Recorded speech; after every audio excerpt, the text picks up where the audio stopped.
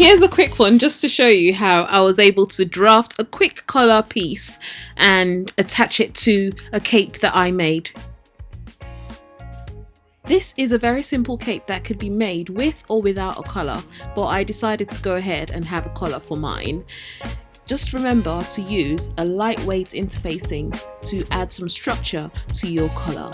Remember, any part you're not sure about, just pause and rewind, and I hope the instructions are as straightforward as possible for you. Enjoy the rest of the video.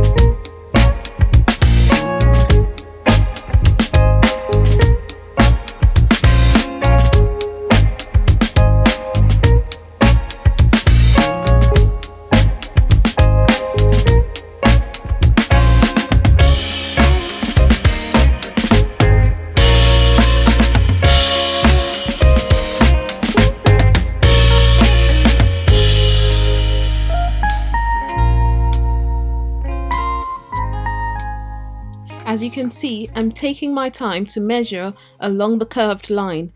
It needs to match up with the length of the neckline that was measured right at the beginning of the video. I have not got exactly the same measurement, so I've gone back again, measured it, and you can see it still doesn't match. So I've started off from where it exactly should be at 10.5 inches, and I've marked it all the way to the end of the line so that I can stop exactly where I need to be. So cross-checking that is really important to ensure that the collar matches the neckline of your cape. So really take your time with that part, and yeah.